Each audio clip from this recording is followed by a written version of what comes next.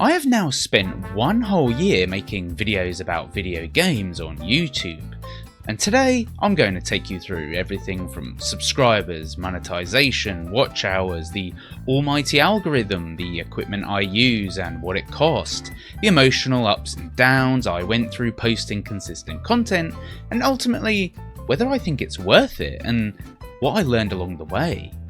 For my subscribers, you can see this as a 1 year behind the scenes update to see exactly what goes into making these videos. For everyone else who's just curious about getting into the YouTube gaming sphere, this will be a realistic look into the dedication it takes and the results you can more or less expect to see if you do the same. So grab a beverage of your choice and let's go through 1 year of YouTube gaming together.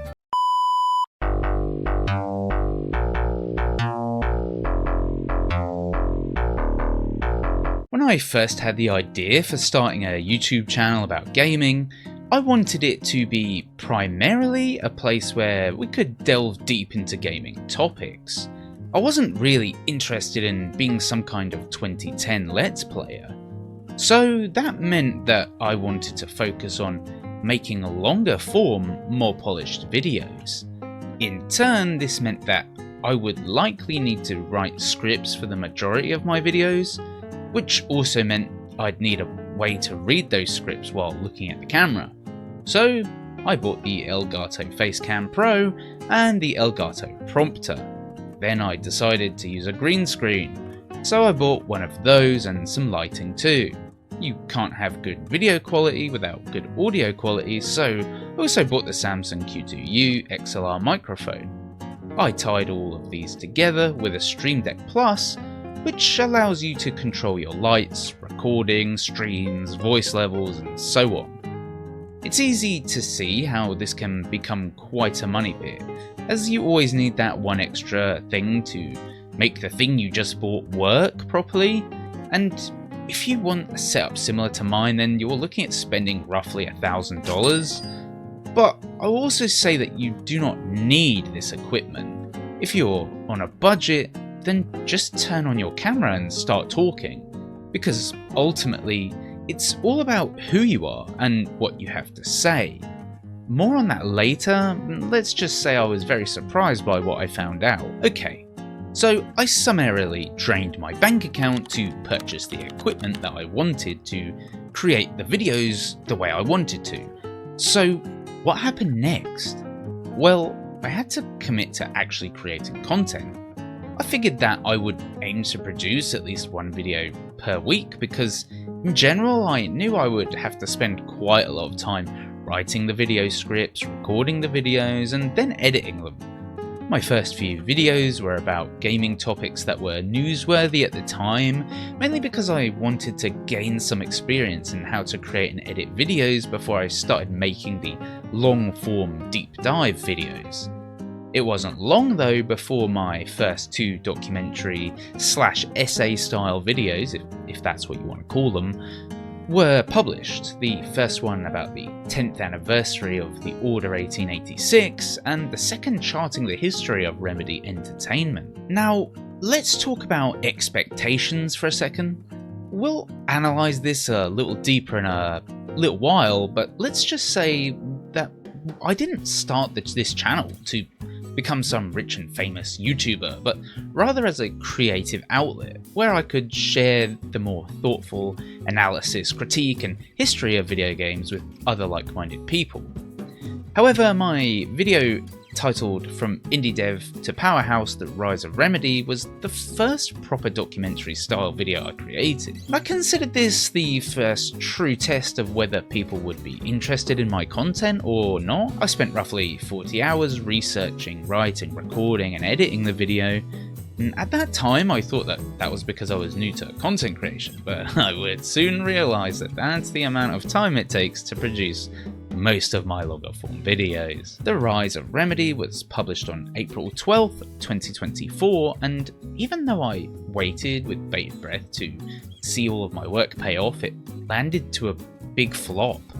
Even today this video has only 38 views, which was a disappointment considering the amount of time and effort I put into it at the time. But it taught me two things. One, you're at the mercy of the YouTube algorithm and whether it even shows your videos to everyone. And two, you have to keep going. I kept releasing at least one video per week, and soon enough I would have my first quote-unquote viral video.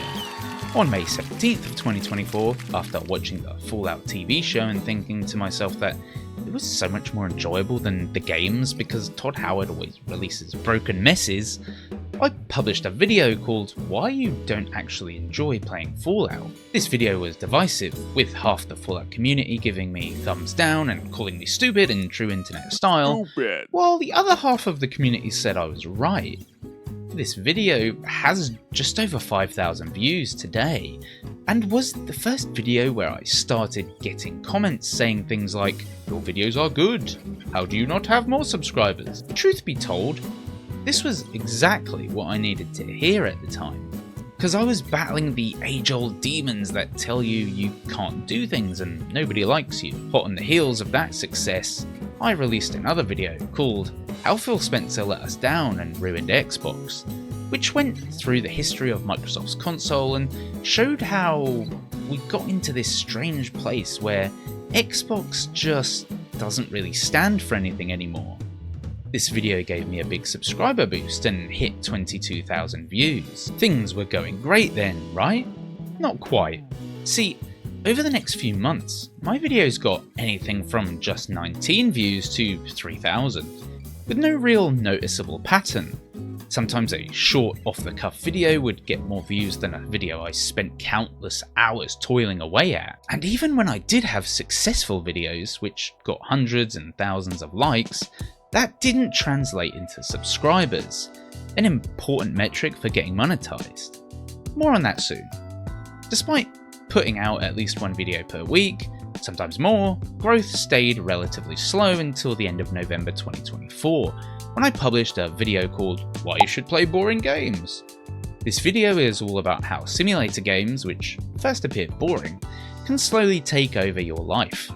Ironically, while still edited and written, this was one of the videos that had far less research put into it than some of my other videos. It must have hit the YouTube algorithm at the right time and place because it got 59,000 views, 3.3 thousand watch hours, and 387 subscribers. Even though over 3,000 people liked the video. Come on guys, just from then until now, however, we've been back in a lull and at YouTube's mercy as to whether my content is even shown to people. So now it's time to give you the full channel analytics and transparency on numbers. As it stands right now, I have 945 subscribers, 140,000 views, and 2.2 million impressions. I've published a total of 122 videos. Some of these are YouTube shorts and live streams, but the majority are proper videos. Now, let's talk about monetization. You need 1,000 subscribers and 4,000 watch hours to monetize your YouTube videos. People usually get the subscribers first and then struggle to hit the 4,000 hours watched mark. Interestingly, I hit the 4,000 watch hours milestone ages ago, but I'm still 55 subscribers short of being monetized. As I said at the beginning, I didn't start YouTube to make money, and I'm giving you this information so that you have more in-depth knowledge if this is something you're thinking of getting into. But it would be nice to get monetized just so that it's another YouTube hurdle out of the way. If you're not subscribed, how about giving that button a little tickle to help me out? Come on, you know you want to. YouTube is a strange place, and being a creator on the platform is not for the faint of heart. I dedicate around 40 hours a week to this, give or take, and it truly is like having a second job. When I started creating YouTube videos a year ago, I never expected anyone to view my videos or even subscribe. I started out by simply creating the kind of content I found interesting and not really expecting anyone else to watch them or find them compelling. Nobody tells you how invasive it feels to record yourself talking on camera and publish it on YouTube for the entire internet to watch. But I think that fact is one of the hidden benefits of committing and following through on consistently making YouTube videos. You get more comfortable putting yourself out there, and it boosts your confidence in your day-to-day life. It also makes you a better speaker, writer, editor, and the list goes on. Making YouTube videos consistently has certainly allowed me to develop my skills a lot, and it is rewarding when people enjoy the content you have put hours and hours of hard work into. But it's also a marathon and not a sprint. You have to keep a positive mindset and motivate yourself to keep grinding, even when videos are not pushed by the algorithm. And that brings me to what they don't really tell you about YouTube. The major frustration is that the effort you put into videos, thumbnails, descriptions, tags, and other general woo-woo witchcraft, doesn't translate into success. All of that helps, of course, but at the end of the day, it is the YouTube algorithm that dictates how many people your video will be shown to, and not even YouTube understands how it works. I have videos that I thought were really well polished that were only shown to a handful of people, and that's what stings the most when you do YouTube consistently. It's not the fact that people don't want to watch, it's that sometimes people aren't even given the chance to click on your video based on some arbitrary AI rules. You simply have to create your video, upload it, publish it, and roll the dice with the algorithm gods. That's why when it comes to creating YouTube videos, persistence is what pays off the most. If you're serious about becoming a YouTuber, then your best strategy is to think about what niche you are either passionate about or have a lot of knowledge in, and then delusionally produce videos on that topic with a regular cadence. Don't have any expectations for success, but make the best videos you can. And above all, be unapologetically yourself.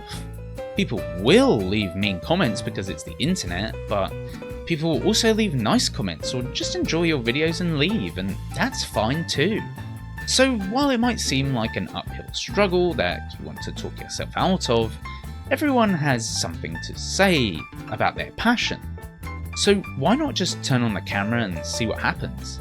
A year ago, I never thought I'd have the amount of subscribers that I do now, but here we are.